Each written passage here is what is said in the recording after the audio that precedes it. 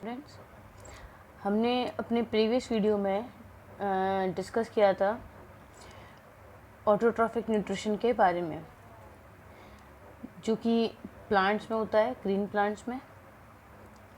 अब हम नेक्स्ट पढ़ेंगे हेटेरोट्रॉफिक न्यूट्रिशन के बारे में। तो ऐसे ऑर्गेनिज्म जो कि अपना फूड खुद नहीं बना सकते हैं और अपने फूड के लिए अदर ऑर्गेनिज्म पे डिपेंड करते हैं, तो उन ऑर्गेनिजम्स को हम हेटेरोट्रॉफ्स बोलते हैं और उनके मोड ऑफ न्यूट्रिशन को हम हेटेरोट्रॉफिक न्यूट्रिशन बोलते हैं। ऐसे ऑर्गेनिजम्स को कंज्यूमर्स भी बोला जाता है। तो जितने भी एनिमल्स हैं इंक्लूडिंग ह्यूमन बींग्स, ये सब कंज्यूमर्स की कैटेगरी में आते हैं। मतलब इन सब का जो मोड ऑफ न्यूट्रिशन है वो हेटेरोट्रॉफिक न्यूट्रिशन होता है। लेकिन कुछ ऐसे भी प्लांट्स हैं जो कि हेटेरोट्रॉफिक न्यूट्रिशन शो करते हैं और उन प्लांट्स को नॉन ग्रीन प्लांट्स बोला जाता है, बिकॉज वो ग्रीन प्लांट्स नहीं होते हैं, नॉन ग्रीन होते हैं। और नॉन ग्रीन होने की वजह से वो अपना फूड खुद सिंथेसाइज नहीं कर पाते हैं, अपना फूड खुद नहीं बना पाते हैं, तो उनको भी एनिमल्स के साथ ही हेटेरोट्रॉफिक न्यूट्रिशन की कैटेगरी में रखा जाता है। उन प्लांट्स में क्लोरोफिल नहीं होता है और उनके एग्जाम्पल हैं यीस्ट, मशरूम्स, माउल्स, ये सब नॉन ग्रीन प्लांट्स हैं। तो हेटेरोट्रॉफिक न्यूट्रिशन जिन नॉन ग्रीन प्लांट्स में होता है, तो उसके अकॉर्डिंग जो हेटेरोट्रॉफिक न्यूट्रिशन है प्लांट्स में, उसको 3 कैटेगरीज में डिवाइड किया गया है। फर्स्ट है mode of nutrition in which organism depend on dead and decaying matter. ऐसा मोड ऑफ न्यूट्रिशन जिसमें ऑर्गेनिज्म डेड और डिकेइंग मैटर पे डिपेंड करते हैं अपने फूड के लिए, तो ऐसे मोड ऑफ न्यूट्रिशन को हम बोलते हैं सेप्रोट्रॉफिक। सेप्रोट्रॉफिक जो होता है न्यूट्रिशन का मोड, उसमें ऑर्गेनिज्म किसी डेड या जो ऑर्गेनिज्म सड़ रहा हो, डिके हो रहा हो, उससे अपना फूड लेता है। तो इसके जो एग्जांपल हैं वो हैं यीस्ट, माउल्स, मशरूम्स, ये सब इसी कैटेगरी में आते हैं। पैरासिटिक जो होते हैं, ये ऐसा मोड ऑफ न्यूट्रिशन है जिसमें ऑर्गेनिज्म अपने फूड के लिए अदर ऑर्गेनिज्म पर डिपेंड करते हैं और वो ऑर्गेनिज्म लिविंग होता है। जैसे उस ऑर्गेनिज्म को बिना मारे हुए ऑर्गेनिज्म से फूड लगातार गेन करते रहते हैं, तो उस टाइप के जो ऑर्गेनिजम्स हैं वो पैरासिटिक न्यूट्रिशन में आते हैं। और जिसका एग्जांपल है कस्किटा जो होता है, जिसको हिंदी में अमरबेल भी बोलते हैं। और सिम्बायोटिक एक ऐसा मोड ऑफ न्यूट्रिशन है जिसमें लिविंग ऑर्गेनिज्म दूसरे ऑर्गेनिज्म के साथ म्यूचुअल बेनिफिट के अंडर रहते हैं। जैसे वो एक ऐसी रिलेशनशिप बनाते हैं जिसमें एक ऑर्गेनिज्म दूसरे ऑर्गेनिज्म को, दूसरा वाला पहले वाले को कुछ ना कुछ बेनिफिट्स देते रहते हैं। उसमें आते हैं राइजोबियम और लाइकेन। सबसे पहले हम समझते हैं सेप्रोट्रॉफिक न्यूट्रिशन। तो ऐसे ऑर्गेनिज्म जो कि डेड और डिकेइंग ऑर्गेनिक मैटर पे फीड करते हैं, उनको सेप्रोट्रॉफ्स बोलते हैं, या अदर टर्म्स में हम इन्हें सेप्रोफाइट्स, सेप्रोबाइंड्स ये भी बोलते हैं।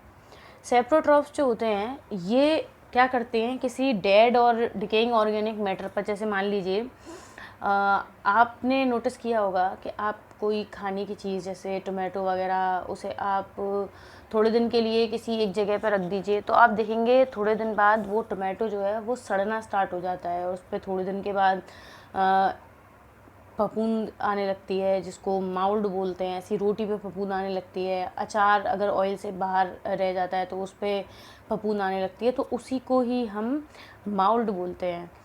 तो वो जो माउल्ड है वो किस तरह से उस पर डेवलप हो रही है, तो माउल्ड जो है वो डेवलप होने के लिए क्या करती है, उसके अंदर से कुछ डाइजेस्टिव जूसेस निकलते हैं।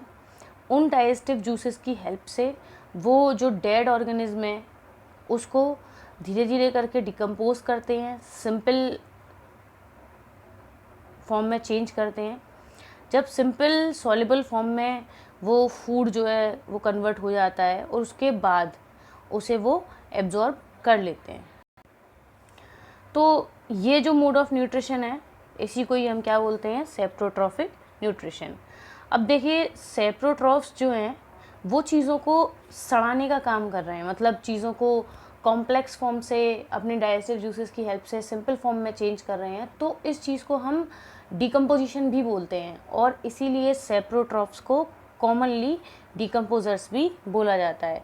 कुछ डिकम्पोजर्स के इसमें नाम हैं, जैसे कुछ फंजाई की टाइप्स होती हैं, जैसे माउल्ड, यीस्ट, मशरूम, बहुत सारे बैक्टीरिया जैसे होते हैं जो कि सेप्रोट्रॉफ्स होते हैं और जो डिकम्पोजर्स की तरह वर्क करते हैं, और चीज़ों को जो कि ऑर्गेनिक जितने भी मैटर होते हैं जब वो मर जाते हैं या उनका कोई यूज़ नहीं रहता है, वो ऐसा वेस्ट होते हैं, तो उनको डिकम्पोज करने का काम करते हैं। कॉमनली जो ग्रोथ है फंजाई की वो सबसे ज़्यादा रेनी सीज़न में बढ़ जाती है, और यही रीज़न है कि रेनी सीज़न में बहुत जल्दी जल्दी चीज़ें सड़ती हैं। ये जो डिकम्पोजर्स होते हैं ये ऑर्गेनिक मैटर जैसे क्लोथ्स हैं, पिकल हैं, jam, bread, leather, wood, paper, इन सब पे ग्रोथ करते हैं।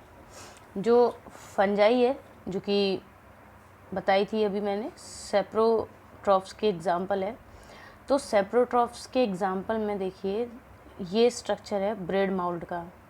इसमें जो ये इसके जो स्टॉक्स शो हो रहे हैं, इनको ये पूरा जो स्ट्रक्चर है इनका नीचे का रूट्स जैसा स्ट्रक्चर जो दिख रहा है आपको, इसको हाइफे बोला जाता है। और ये ऊपर जो गोल गोल स्ट्रक्चर है इसको स्पोर केस बोलते हैं, जिसके अंदर बहुत सारे स्पोर्स रहते हैं, और ये स्पोर्स जिस जगह पे गिरते हैं उस जगह पे नई फंगस की ग्रोथ हो जाती है। तो इन स्पोर्स को एक तरह से हम सीड भी मान सकते हैं जो कि फर्दर ग्रोथ के लिए होते हैं। नेक्स्ट जो न्यूट्रिशन का मोड है वो है सिम्बायोटिक न्यूट्रिशन, जो थर्ड मोड है हेटेरोट्रॉफिक न्यूट्रिशन का।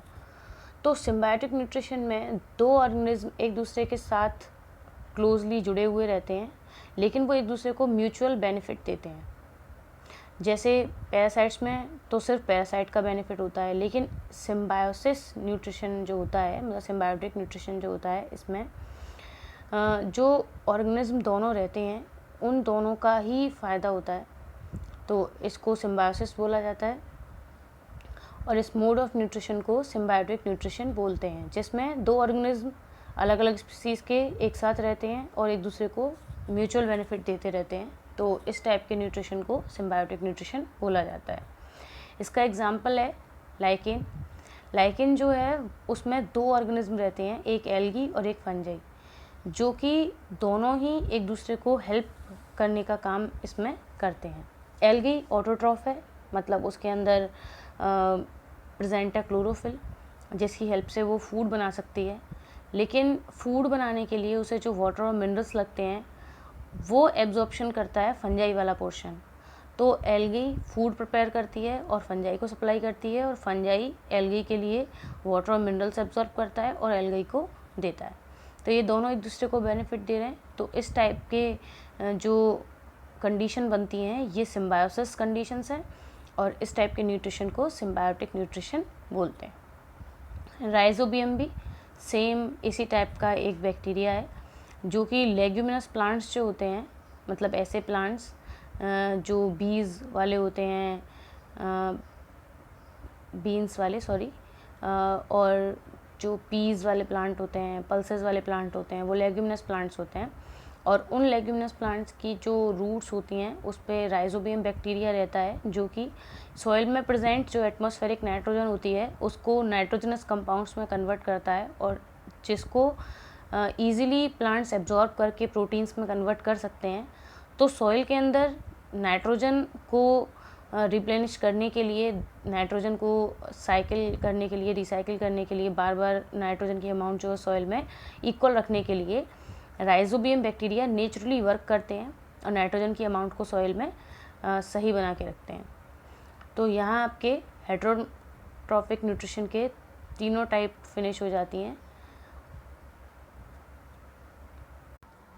अच्छे से इस चैप्टर को समझ लें, और जिसको जो भी डाउट है वो मुझसे क्लियर कर लें। Thank you.